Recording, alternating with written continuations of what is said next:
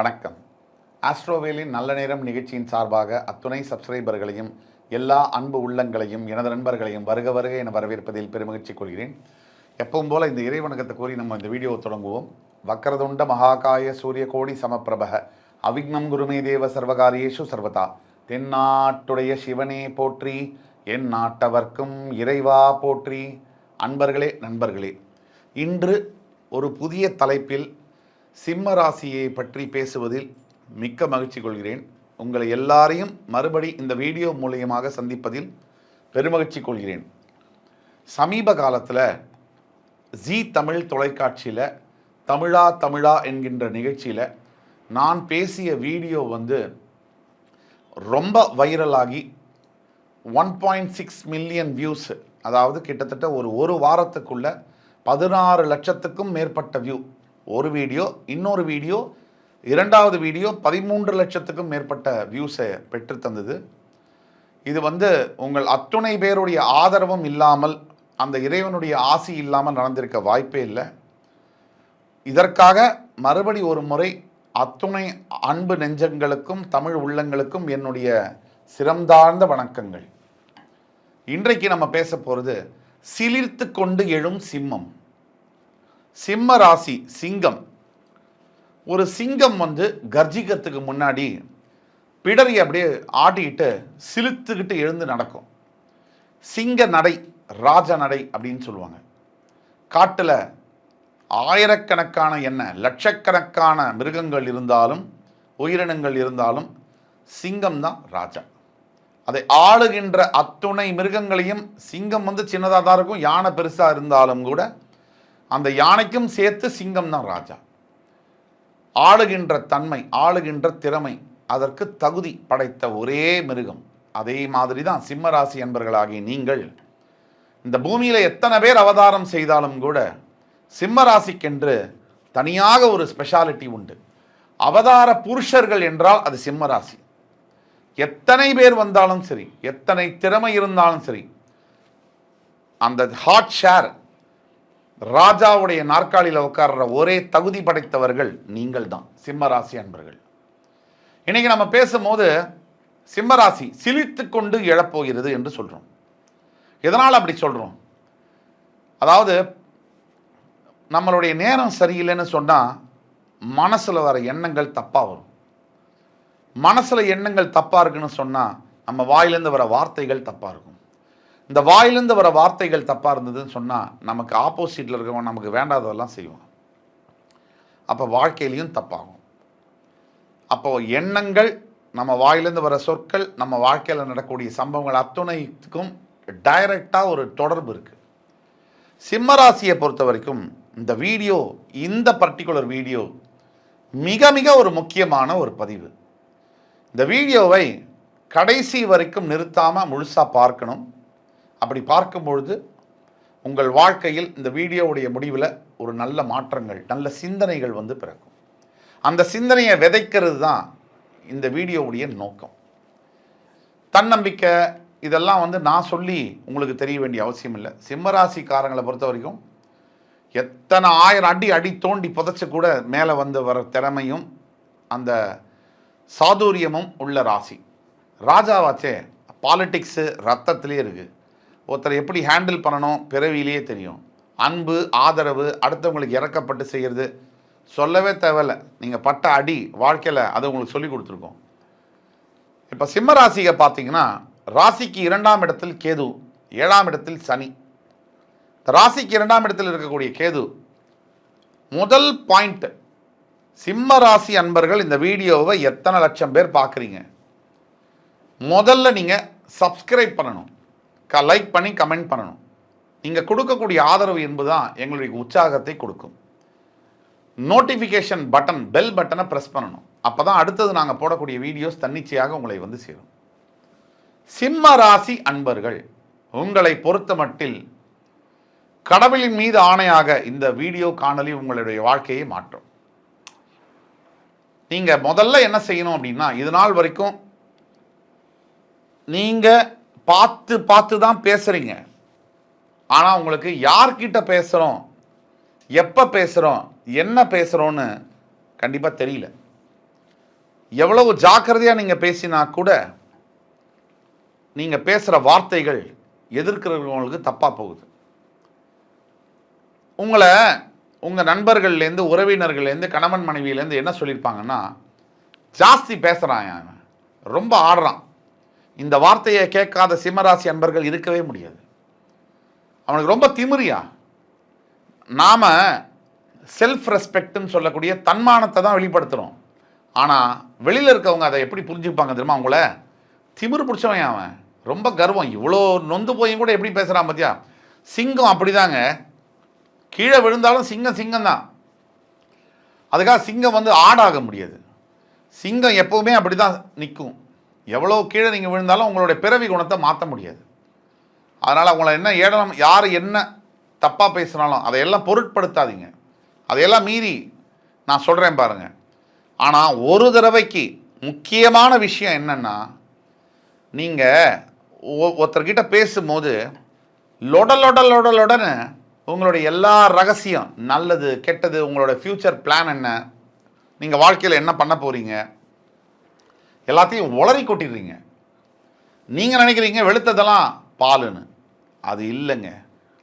நீங்கள் எல்லார்கிட்டையும் ஒளிவு மறைவு இல்லாமல் பேசுகிறது நல்ல விஷயமா இருந்தால் கூட அது எல்லா சமயத்துலேயும் நல்லதாக இருக்க முடியாது. அது என்ன ஆகுதுன்னா, நீங்கள் நினைக்கிறீங்க அவங்க சந்தோஷப்படுவாங்க, நான் இந்த மாதிரிலாம் திறமையாக இருக்கேன், இவ்வளோ அச்சீவ் பண்ண போகிறேன், இதெல்லாம் லைஃப்பில் செய்ய போகிறேன், அவங்க சந்தோஷப்படுவாங்கன்னு நினச்சி எல்லாத்தையும் உளறீங்க.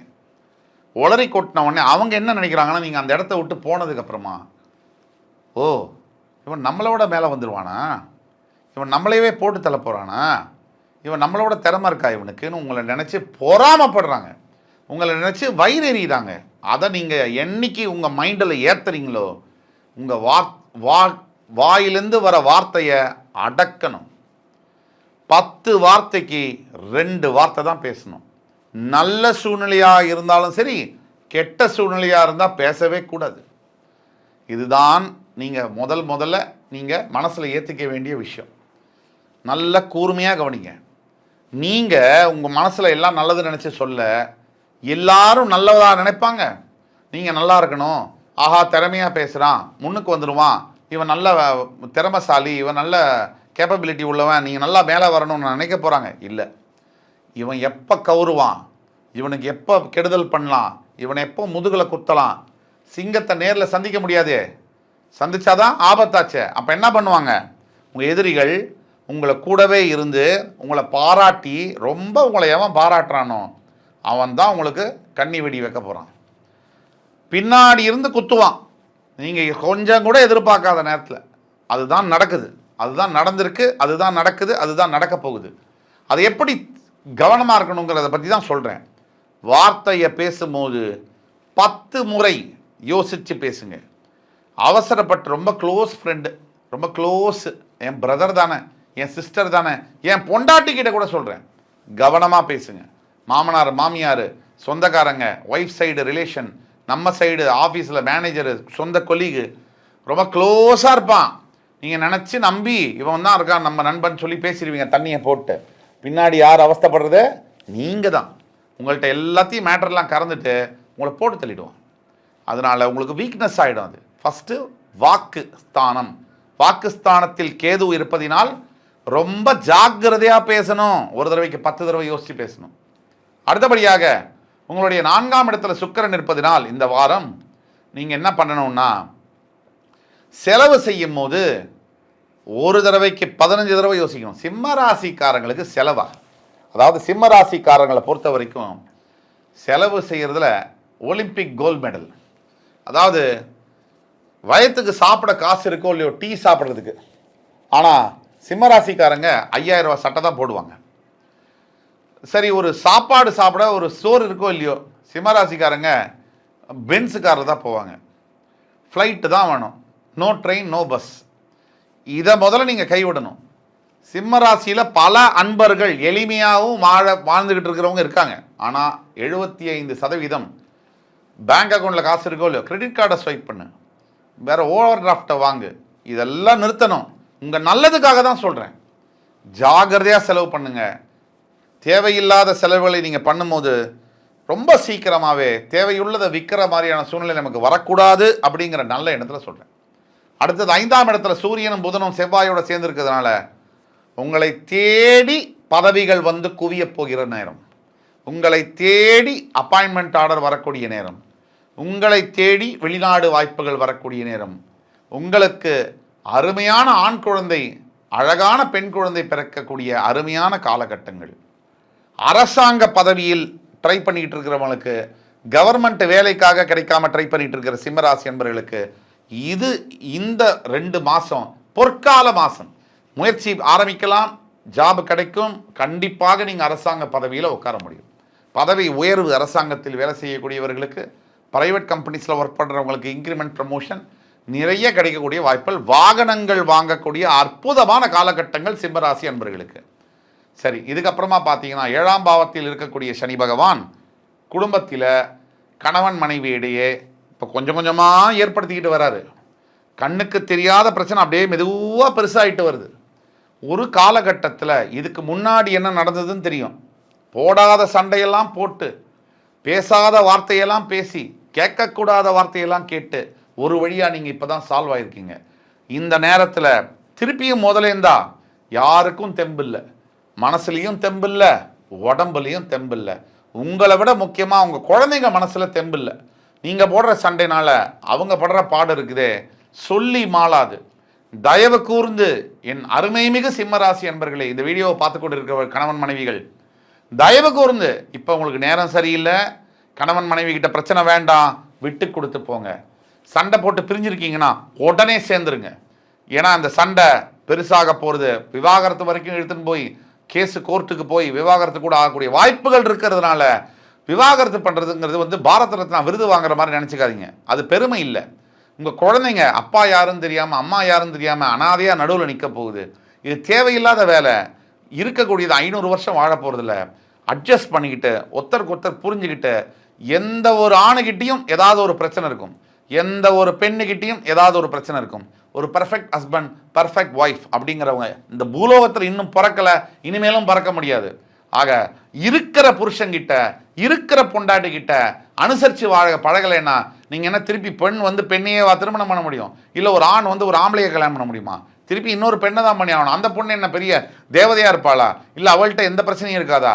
எல்லாருக்கிட்டையும் பிரச்சனை இருக்கும். ஆக தயவு கூர்ந்து ஆண்டவன் கொடுத்த தீர்ப்பு உங்களுக்கு, இந்த கணவன் இந்த மனைவி அவர்களோடு அட்ஜஸ்ட் பண்ணி வாழ பழகுங்க. நீங்கள் பெற்ற குழந்தைகளுக்காவது அந்த அவங்கள மனசில் கொஞ்சம் நினச்சி பார்த்து விட்டு கொடுத்து வாழ பழகுங்க. நேரம் சரியில்லை, கண்டக சனி டைமு. அதனால் தயவுசெய்து ஒரு கணவன் மனைவிக்குள்ளே பிரச்சனை இருக்குதுன்னு சொன்னால் தயவு கூர்ந்து அன்பர்களே, நீங்கள் வந்து தர்பாரண்யேஸ்வரர் திருநள்ளாறில் வீட்டு இருக்கக்கூடிய சனி பகவானை ஒரு தடவை தரிசனம் பண்ணுங்க, அவர்கிட்ட பிரார்த்தனை பண்ணுங்க, சிவ ஆலயங்களுக்கு சென்று வாருங்கள் அன்பர்களே, உங்களுக்கு நல்ல காலம் பிறக்கும். அடுத்தபடியாக 8ஆம் பாவத்தில் இருக்கக்கூடிய ராகு, சிம்மராசி அன்பர்களே மிக மிக கவனமாக இருக்க வேண்டும். வண்டி வாகனங்களில் லாங் டிஸ்டன்ஸில் காரு 2 வீலரில் போகக்கூடாது. ரொம்ப கவனமாக இருக்கணும். இப்போ சிலிர்த்து கொண்டு எழும் சிம்மம்னா எவ்வளவு துன்பங்கள் வந்தாலும், எவ்வளவு பிரச்சனைகள் வந்தாலும் அதையெல்லாம் தாண்டி ஜெயிக்கக்கூடியது யார்? 12 ராசியில் சிம்ம ராசி. அப்போ சிம்ம ராசிக்கு நம்ம சொல்ல வேண்டிய கடமை இது என்னன்னா, 8ஆம் பாவத்தில் இருக்கக்கூடிய ராகு, பம்பு வழக்கு சண்டை ரோட்டில் போவீங்க, சின்ன உங்களோட டெம்பரமெண்ட்டை பற்றி உங்களுக்கே தெரியும். எவனாவது நோண்டி விட்டான்னா போகிற வழியில் அவ்வளோதான், துர்கா உள்ளே வந்துடுவா. தேவையில்லாத பிரச்சனையை வளைச்சிட்டு வருவீங்க. அனாவசியமாக ரோட்டில் யார்கிட்ட வெளியில் தெரிஞ்சவங்க தெரியாதவங்க சண்டை வரும்னு தெரிஞ்சாலே அந்த இடத்துல இருக்காதீங்க, நீங்கள் எஸ்கேப் ஆகிடுங்க. இது வந்து கோழத்தனமோ நீங்கள் பயந்து ஓடுறதில்ல. ஆனால் வம்பு பிரச்சனையை நாளைக்கு அது கூட அந்த வம்புலேருந்து வரக்கூடிய கான்சிக்வன்சஸ், விளைவுகளை நீங்கள் மட்டும் இல்லை சார், உங்கள் குடும்பம், ஒரு பாவம் அறியாத உங்கள் குழந்தைங்களும் தாங்கணும். அதெல்லாம் நான் சொல்கிறத கொஞ்சம் தயவுசெய்து காது கொடுத்து கேளுங்க. எந்த ஒரு பிரச்சனையிலையும் ஈடுபடாதீங்க. வண்டியே வேணா தப்பாக வந்து உங்கள் வண்டியில் இடிச்சு பிரச்சனை ஆனால் வண்டி செலவு பண்ணிட்டு போயிடுங்க. ஆனால் அவங்ககிட்ட சண்டைக்கு போகாதீங்க, சண்டைக்கு மட்டும் போகாதீங்க, பிரச்சனை பெருசாகிடும். ஏன்னா ஜெயிலுக்குள்ளே நீங்கள் போகிற மாதிரியான அமைப்புகளை 8ஆம் பாவத்து ராகு கொடுப்பாரு. கடன்னால் வரக்கூடிய கேவலமான வார்த்தைகள், அவமானம், இதை வந்து ராகு பகவான் கொடுக்கலாம். நான் நெகட்டிவாக பேசுகிறேன்னு கமெண்ட்ஸில் போடுறாங்க. இப்படி பண்ணுவோமா?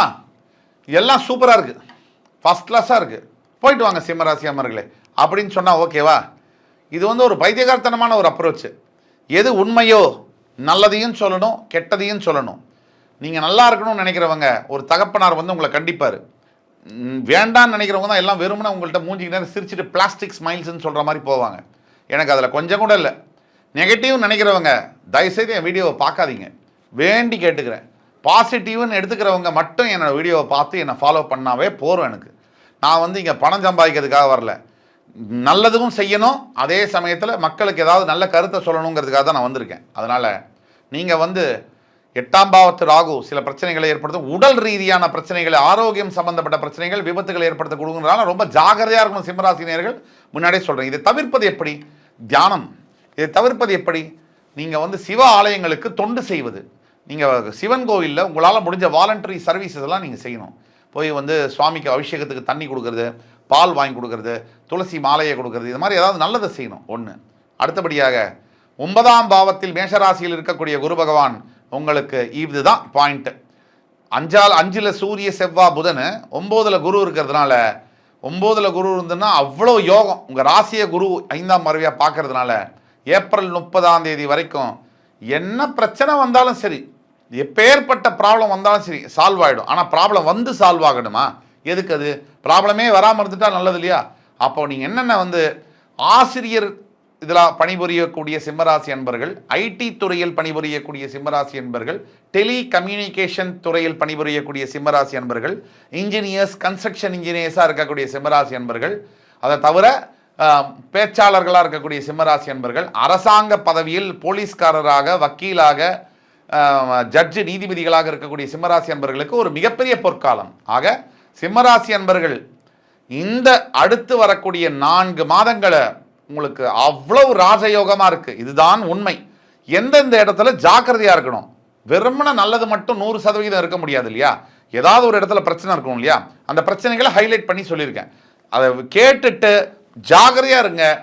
நீங்கள் உங்களுக்கு பரிகாரம்னு எடுத்தீங்கன்னா சிம்மராசி அன்பர்களுக்கு ஈஸ்வரன் ஆலயத்தை போய் விசிட் பண்ணுறது பிரதோஷங்களில், அதை தவிர வந்து நீங்கள் வந்து சூரியன் ஆதித்ய பகவானுக்கு வந்து அதாவது நன்றி சொல்கிறது, ஆதித்ய ஹிருதயம் ஸ்லோகம் படிக்கிறது, கேட்கறது போன்ற விஷயங்கள் தான் உங்களை காப்பாற்றும்.